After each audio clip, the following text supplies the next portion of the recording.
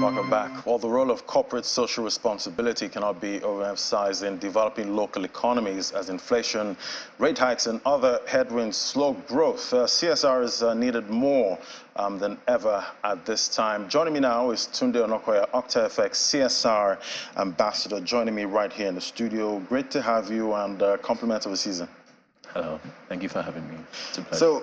So a lot of global headwinds at this time, and obviously local communities need as much support from businesses at this time. But at the same time, businesses are struggling too with the headwinds. But tell us about what you do as a CSR ambassador.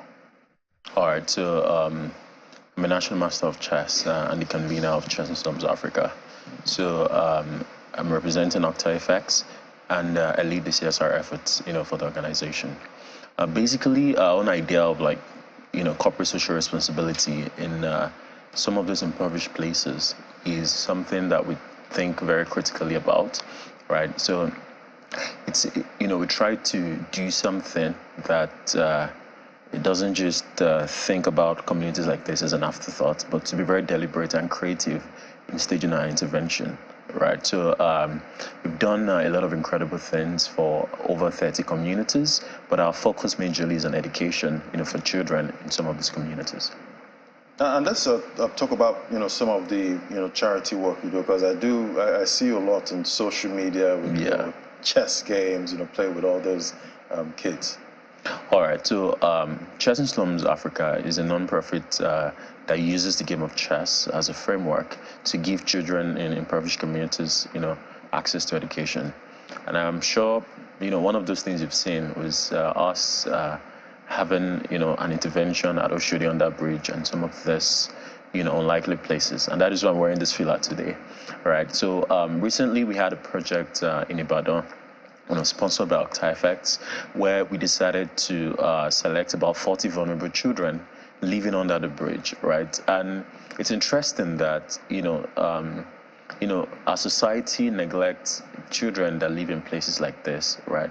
It's easy to just stereotype them as good for nothing, but we forget that that is just a single story, right? There's another story of the potential that they have, but due to circumstances of their parents' poverty, they end up in places like that. And and to be able to survive on the streets, you have to become much harder than your reality, right? So we thought about what we could do, right, to bring more positive attention to children like that, to begin to show people, just change society's perception about what they can truly become, right? So we went there, we packed our bags, and we went down to Mokola Under Bridge in Ibadan, and we spent the next 3 weeks there training the children every day for 5 hours, right? And in that time, we were able to teach them chess, introduce them to tech.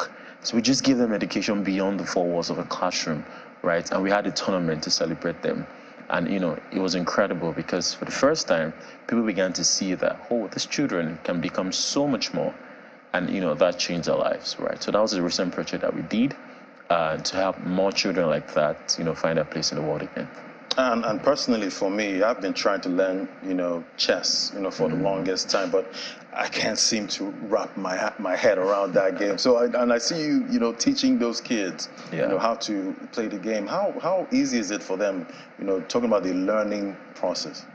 Yeah, so, at first, when you go to places like that, right, it's hard to be able to communicate the complexities of the game with the children, because a lot of these kids are kids that have never been to school before or have had to drop out of school or with very little to no education at all. So how are you able to teach chess in all its complexities to a child in those places? For us, our approach, right, is to help understand the way the child learns, right? I believe, education beyond even the four walls of a classroom is the capacity for thought. So if a child is not learning the way you're teaching, then you must teach that child in the way that they can learn.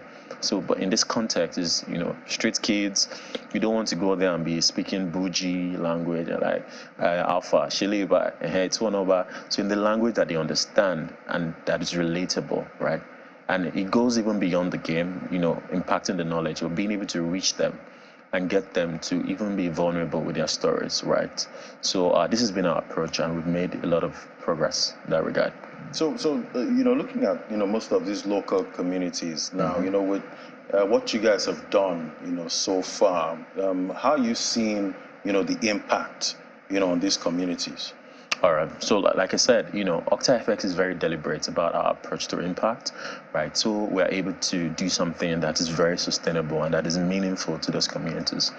For example, there was a time where we organized a financial literacy program in Makoko. Makoko is the largest floating slum in the world, because we realized that a lot of the problems of poverty in these places isn't necessarily like a revenue problem or the ability to earn a living, but a spending one, right? Helping some of them understand, money, and the investment opportunities that are available to them. So we had that, and we even empowered about like 50 children with capital to start their own businesses. We set up accounts for them, and we ensured that they would have access to it, right, whenever. And, so these are some of the things that we've done. And of course, we have like chess programs, education programs, and long-term scholarship support, right? Because education is the fundamental building block for every society, right? So being able to give these children access to education in a way that their parents don't have to worry about tuition and all of these things. So we just have like a financial roadmap for like a couple of years for that child, and we can continue to track their progress, over the course of their time in school. So those are some of the deliberate efforts that we make to ensure our efforts are sustainable. So it's not just giving handouts, for the optics. And definitely, it would be great to have more brands, doing what you're doing. What are you seeing, going forward? Do you see more brands jumping on this train? Yeah, absolutely, right. And one thing that stands out for Octafx, like I said, is really think about what we want to do. It's just like most brands, most companies right now. They pay very little effort to like giving back to the community, and this is going to create a lot of problems, because if every business, for example, is serving, say, the middle class, then we're solving problems for the lower class, right? And when we think about the lower class or people living in poor communities, we think of them as just the charity case that we can go and just throw spaghetti at them and say, oh, we've impacted their lives, right? I think what brands should start thinking about, because they should forget the old poverty narrative and also think about these people as value-conscious consumers, right? It doesn't have to be just handouts, as a charity case, but to think creatively about, our approach, right? Chess in Slums, is leading, this revolutionary idea to use chess as a vehicle, to help children in those slum communities, help them get into education, into technology, get mentorship, right? The chess is just the means to an end. It's not the end in itself. So we recognize that this could become a gateway to all opportunities for them, right? So I think more brands, even for their own image, right, it is of great benefit to them, right, to show their consumers that they also care about causes like this, right? And to also give their employees an opportunity, to give back, right? A lot of people want to help, they want to give back, but they don't know how to, right? So I think a perfect opportunity that brands are capitalizing on is to engage even their staff, in efforts like this, right? It could be as simple as maybe going to school with dilapidated structures and helping them fix a few things, setting up a library, right? But I believe, with time, more brands have started being conscious of this, and even consumers are holding them accountable to causes like this. So I think we'll see more involvement with time. I know Octafx is like a trading, platform. Yeah. Are they teaching these kids how to, trade most of this financial assets? No, not kids, right? But we've done empowerment programs for the youth too, right? I believe a lot of people, they have this misconception about like forex and trading and investment opportunities. People are mostly very apprehensive at first, right? They would rather just keep their money and not, dabble into some of these things. So that is why Octafx has put in a lot of effort. We organize webinars, seminars, articles, very educative ones, about investment opportunities, right? Because at the end of the day, we're trying to empower more young people, to give them ways to achieve that financial freedom, right? So we put extra effort into educating people about the intricate details of trading forex, and just learning generally.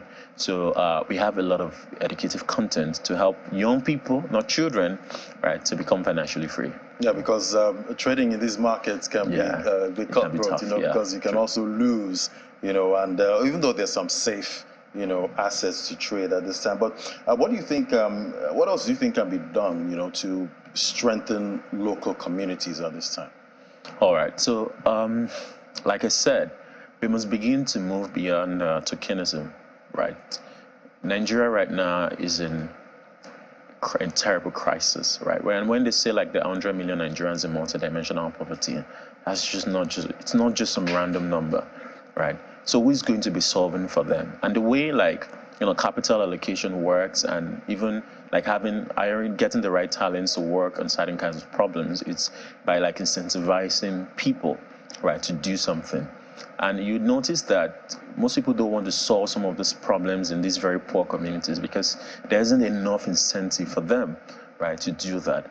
But what if you could look at it, differently and begin to think that if we don't, plan and create and solve problems for some of these people in these places, then they will become a liability to that future that we're talking about, right? We keep talking about the future, how technology is changing everything on the internet.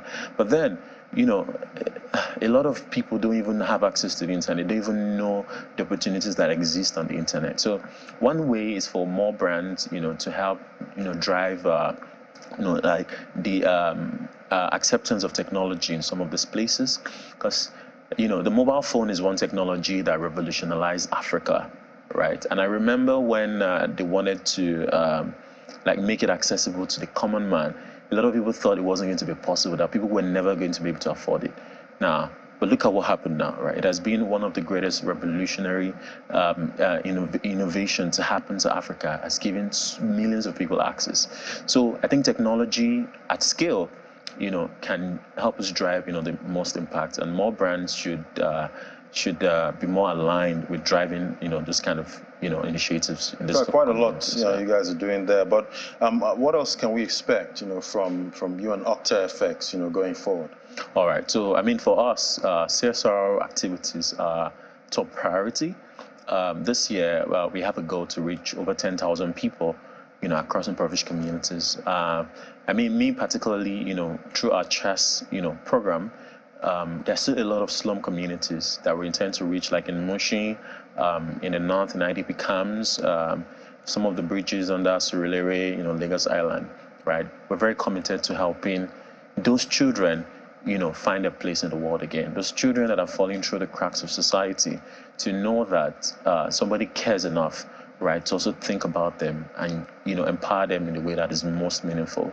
So that is a lot of our goals, and to also still put out more educational content, for young people, to find, investment opportunities that can be very profitable. Quite interesting. Well, I'm hoping you'd teach me how to play chess, at some Absolutely. time. I'll join, some of those kids there on that learning process. But, it's quite, incredible, what you guys are doing, because at the end of the day, these people have to be taken care of. And yes. 100 million, over 100 million, multi-dimensionally poor, that is a big number. And obviously, right here in Nigeria, we're dealing with a lot of, economic, headwinds. And, with what you're doing, at this point, we need more brands to actually do this. And I believe, because I've seen you, most times you've brought in some incredible personalities. Absolutely. To come on, for your project. And I'm wondering how, you're able to, make that happen. Yes, I mean, like I said, a lot of people want to help, but they don't know how to. So I think it's important to give clarity when it comes to defining terms of engagement or partnership or collaborations, right? Most people just want to compete, right? But, I believe, collaboration is the new kind of competition that should exist, right? I remember when we brought in Patrice Evra to Oshodi Under Bridge, for example. Patrice Evra in himself is a brand. And when his people reached out that, they like what we're doing, how can we support?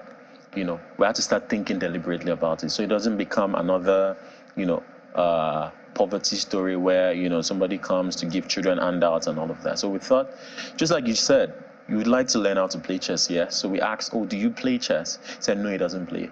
would you like to learn from one of the children from Oshodi Under Bridge? And he said yes. And practically everyone came to Oshodi Under Bridge, and he sat down at the table with a pen and a notepad, and he learned how to play chess right there from one of those street kids, right? And that was an incredible, exchange of value, right? For the kid to know that he also has something of value to share to someone like this, and in turn be inspired by his own story. So I think being able to properly define those terms and help, brands understand that we're not just doing things for the optics of it, but we're doing something that can leave the most impact with the people that you're advocating for and in these communities. You want to go to a new community, first identify the problems that exist there. Don't come and impose what you think is best for them. Because when you do that, it's only going to work for a while. But when you leave, it's not sustainable. Right, so listen very carefully to the demands of this community or the healthcare system. How does this align with our own, vision, our own goals as an organization? I think when we find that intersection between, our own privilege and another person's oppression or lack, then we find, true opportunities to make real change. And definitely, you interact with, most of these communities, the kids that are living in this community. So do you have any maybe interesting story, come-up story from, these communities? Yes. I mean, you can imagine there's a lot of stories, but one particular one, a very recent one from our project, the Octafx, sponsored in Ibadan, was of this little kid that won the tournament, the chess tournament. And this is a boy that is an orphan, right? And he had been on the streets since about 10 years now, right? Had been alone on the street since he was 6 years old, right? And now he's 16. And he's lived such a hard life trying to survive, gotten into drugs. And, he even tried at some point to go to school. But he said something. He said when he was in school, he was struggling. And one day his teacher was always beating him and calling him Olodo. And, he just felt like school was not for him because everyone thinks it was too dull to succeed in school. So he just left and, decided to start fending for himself on the street to see if he could make money and all of that. So when we came and we staged our intervention and we introduced chess to them, he started learning to think critically. And I think that is the beauty of chess in itself, because it's teaching the children not what to think, but how to think for themselves. Right. And he started getting to learn that he had such a sound mind, right? And at the end of the training, we had a tournament, and he won. And I saw him cry, and he said something. He said he could have never believed that he was capable of succeeding at anything, right? And he began to really understand that beyond all these agbero, physical, that the greatest asset that he had was his mind. Right. And if he could use it, if he could find a more positive way to express, that skill that he had that was in it, then he can actually succeed. And chess was just an example of that for him. Quite an incredible So now story. he's on scholarship, and he's now in a shelter home, and he's doing well. Fantastic. Quite incredible what, you guys are doing at this time. And I do, wish you luck with your future endeavors. Thank you so much, Mr. Tunde Onokoya, Octafx CSR Ambassador. Thank you. Thank you for having me. All right.